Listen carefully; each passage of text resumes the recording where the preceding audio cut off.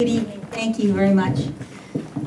Thank you for inviting the Liberty Chalkboard to be here with you this evening in Fall River. It's an honor to share the podium with Jamie and Sandra again, I have to say. Thanks so much for letting me be here. I'd like to thank Jane, Carol, Beatrice, and the Common Core Study Group for all their hard work that they're doing to get the word out. I'm Anne Alliegro from the Liberty Chalkboard. And the Liberty Chalkboard is made up of moms and dads, aunts and uncles, grandparents, friends, and neighbors. We come from all walks of life, but we share a passion for our kids and for education. We became aware of the Common Core last spring. Some of our members have children in school, some of our members are on school committees.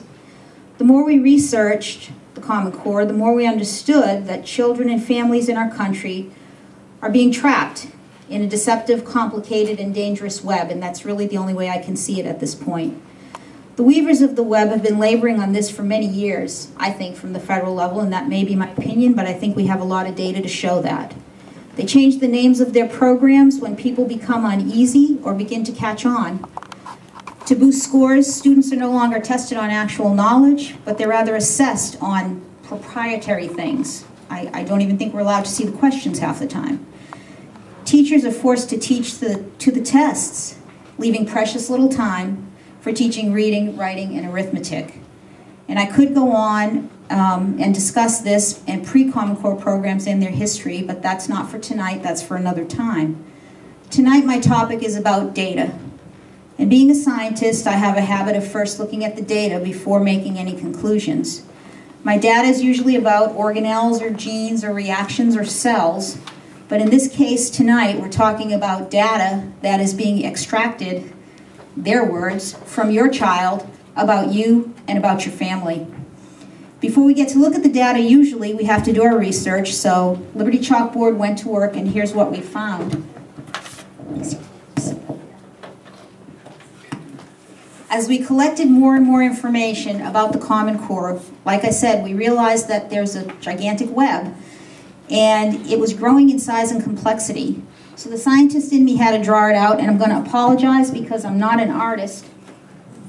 And I don't expect you to actually read it in this case. That's not the important part. Yeah, I told you I wasn't an artist. Thank you. Okay. Really all you have to see is that we've got families, teachers, legislators, and parents over here, the children, of course, and they're coming through this Common Core, and they're coming out, as Jamie mentioned, compliant workforce. Everything is feeding into the promoters. I call them predators because I'm a scientist, I can't help it. But anyway, we'll get into the details, and actually not too closely. It's not essential for tonight. Just understand that the flow of information, of money, of resource, as in our children, and of data from them, is all going in one direction. Nothing's coming back to the families, the taxpayers, the legislators who didn't vote for this, etc. So, the first important point I'd like to make is that the proponents of Common Core do not like discussions or criticisms. And frankly, I think they would have preferred if parents and even teachers had never found out about the program. In September, a Maryland dad was actually arrested for asking a question about Common Core at a school board meeting. And I kid you not, he was of course later released. The second point I'd like to make is that the proponents of Common Core make continuous attempts to drive home a series of deceptive statements about the program. And I'm here to say that no matter how often you repeat a lie, it does not make it true. So for example, as Jamie also mentioned, the Common Core standards were not developed by the states, period, but they continuously insist that it was. They were developed by, the small group of unelected persons belonging to the Washington, D.C. trade associations that Jamie mentioned, the National Governors Association, and the Council of Chief State School Officers. And also the organization Achieve, which was actually started by the National Governors Association. So there's a tight little group there. And the funding, again, like Jamie said, the Bill and Melinda Gates Foundation and our own Federal Department of Education using your tax dollars. The second point is that the Common Core standards are not voluntary, even though they keep insisting they are, because if they were, why would we be here? Why can't we just say no? Who who are the they that will not allow school districts that have chosen to opt out here in Massachusetts to do so, or that are preventing parents from asking questions. So you can't be voluntary if there's no way out, and you must comply. I'm not sure what's wrong with the mic, unless somebody's trying to get me off the stage. It's possible. Please don't throw tomatoes. It's really expensive to go to the cleaners. Okay, number 3. By necessity and definition, we'll be losing our school choice, again, as Jamie mentioned. And we have basically lost all local control of our schools at this point already. Whether you private or homeschool your kids, that's really not going to matter, because you still are going to have to align to the Common Core. The SATs and the ACTs college exams are presently being aligned to Common Core, because as you see, David Coleman, who is one of the architects of Common Core, is also president of the College Board. And here we have the enforcers, which are the testing agencies that Jamie talked about. I have PARC and SBCA there. And if you need to know what they mean, you can come and read this board later. Lastly, and fourth, not lastly, but fourth, Massachusetts indeed did lower standards to adopt the Common Core. Again, Jamie covered that quite well, but they keep telling us that they didn't. I don't know why. All right, and now to my part. A lesser known yet more troubling aspect of Common Core is that it is partnered with a massive student data collection and storage program. States adopting the Common Core were required to enter a student tracking program run by the statewide longitudinal database system, the SLDS, which will track students by obtaining personally identifiable information. And what exactly does that mean? Well, according to them, in this brief, that includes parents' names, addresses, social security numbers, date of birth, place of birth, mother's maiden name, and other personally identifiable information that would let a school person who does not know your child identify them. But further, which is very interesting, which is also in here, the brief says that sensitive information will also be extracted from your children. I think that sounds horribly painful. Those include, and now I'm going to quote the book here, political affiliations or beliefs of the student or parent, mental physiological problems of the student or student's family, sex behavior or attitudes, illegal, antisocial, self-incriminating, and demeaning behavior. Are we talking about children here, or are we talking about criminals? Critical appraisals of other individuals with whom respondents have close family relationships. So it's not only the family they're tracking, it's your friends and your family friends. Legally recognized privileged or analogous relationships such as those of lawyers, physicians, and ministers. Religious practices, affiliations, or beliefs of the student or the student's parent, and income, other than that required by law to determine eligibility for a program. So that is an awful lot of information. What does this have to do with school? Why do they want this information? Are these things really any of their business? Massachusetts was one of the first 9 states, I'm sorry to say, to agree to pilot this program. But really, why not? The Massachusetts Education Reform Act of 1993, Chapter 69, Section 1 states, each student record shall contain a unique and confidential identification number. Do you know your student's identification number? Basic demographic information, program and course information, and such other information as the department shall determine necessary. So I'm assuming now that the department determines other information is necessary to obtain about your children. Further intrusion into your family's privacy was then made possible by changes in the FERPA laws, again that Jamie mentioned, in 2008 and in 2011. Now they're allowing third-party and non-educational entities access to your child's data.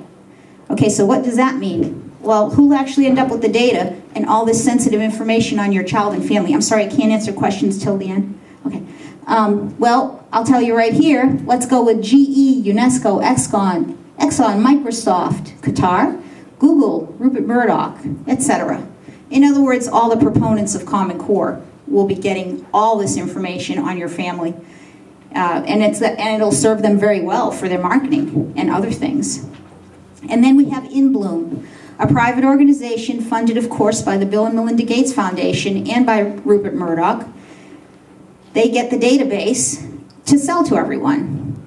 Everett, Massachusetts hosted the pilot program for this, but I must say at this point, I couldn't actually find who are specifically still participating, because the parents in certain school districts have begun to fight back.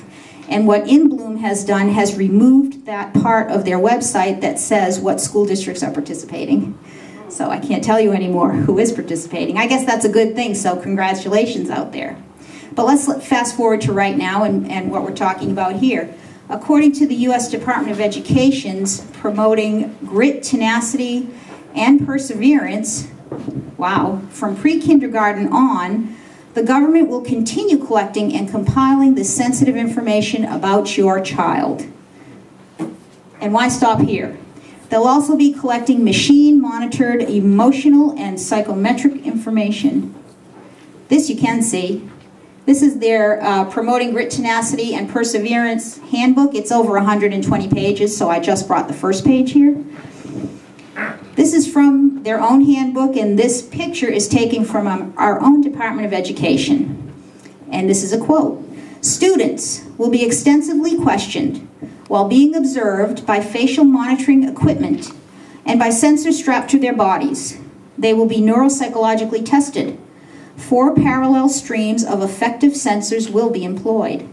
The facial expression camera, to detect emotion, captures facial expressions while software on the laptop extracts geometric properties of their faces." That would be your MIT mood meter here. I think Bill and Melinda Gates helped fund that research, but I'm not positive.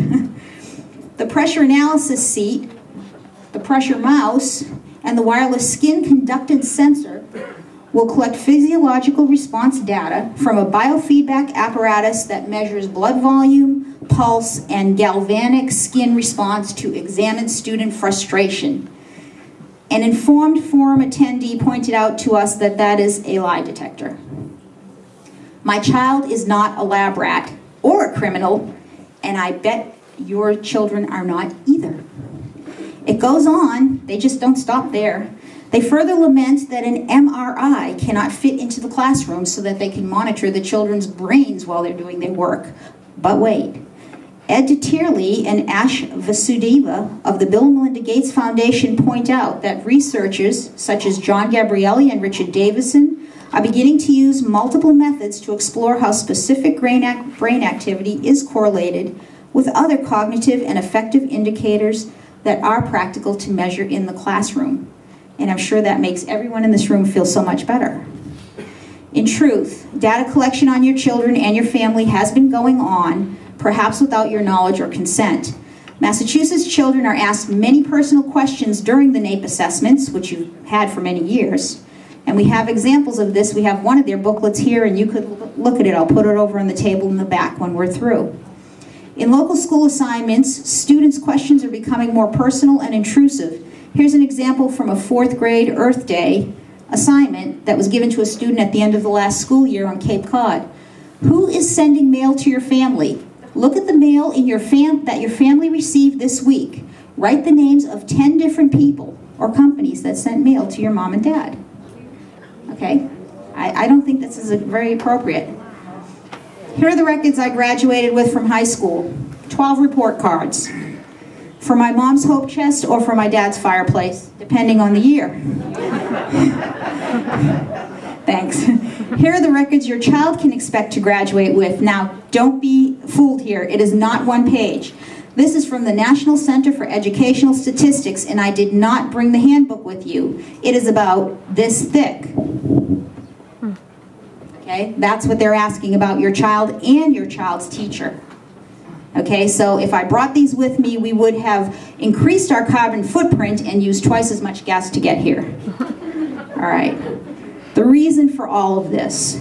The developers say it will help students learn and allow them to be directed into areas where they will more easily succeed. Allow them, or maybe push them or force them. Do you want your child's career path chosen by how he answers personal questions in the 4th grade, or by the look on his face when he's taking a science exam? If that was the case, I wouldn't be a scientist, I'll tell you that right now. Are you comfortable with this? Why do they really want all this very personal information? Why are dads and moms being arrested and harassed for asking questions about Common Core? Why aren't parents allowed to see the details? Why do we have a National Sex Education Standard Core Content and Skills K-12 manual? This shouldn't even exist. K-12? Why are our children taught to strive for consensus rather than answers in mathematics? We will never make it to Mars that way. Why are we teaching our children why are we not teaching our children how to write in cursive or script anymore? Don't we want them to be able to read our founding documents or a diary left for them by grandma or grandpa as written? Because they won't be able to. Why are UNESCO and Qatar, a powerful Wahhabi state, so interested in the Common Core? And in the case of Qatar, they are actually Skyping with children in one of our states because they gave them a lot of money. Why do they need to scan my child's face and strap a lie detector to her wrist? Why are they asking my child about my politics or my family's religion? Why haven't we heard about all this until now? Why are some teachers uncomfortable implementing the Common Core but afraid to speak out? Are teachers' jobs at risk? And I will tell you from personal conversations, they believe they are. Would anybody need to collect 400 points of identifiable information about my child? Why would they? Why are we allowing others to determine what is best for our children? Okay, I'm out of time, I'm sure. This is really Jamie and Sandra's gig, but I know what you're thinking. Why would I leave you with a bunch of unanswered whys? Because that's my job here tonight. But I won't leave you without a plan. So this is your homework assignment if you choose to accept it. Visit the school feed page at libertychalkboard.org. We have a woman who works on that page who is tireless and brilliant. It is full of articles, local to national, concerning the Common Core and all the facets of its web. And I ask you to visit Jamie's website, the Pioneer Institute. Also, we have a YouTube channel, Liberty Chalkboard, and we have a Facebook page. And on our YouTube channel, we do post the forums whenever we can. On the resource table, there are informational flyers and an action packet for you to use that's provided for you by the Common Core Study Group. We're trying to make things more downloadable and accessible on the website, and so we're working on that now. And then also the study group has an email sheet where you can sign up and they will send you updates and important information. I also invite you or challenge you, start your own group, get the word out, approach your school committees and your legislators. And I know some of them are here tonight and I'm so happy. But if they won't listen to you, become your school committee or your legislator. And if you can't manage that, at least make enough noise trying so that other parents hear the word and learn what's happening at school so that they can protect the kids. And please don't take our word for any of this. Continue your own research, go to their websites, listen to their talks, read their transcripts, and I think you'll understand that the global workforce that Jamie was mentioning is what they have in mind. And that is going to destroy your creativity of your child. It's going to destroy our American way. I promise you, you're not going to be bored with any of this. You really can't make it up. And I thank you very much for your kind attention this evening.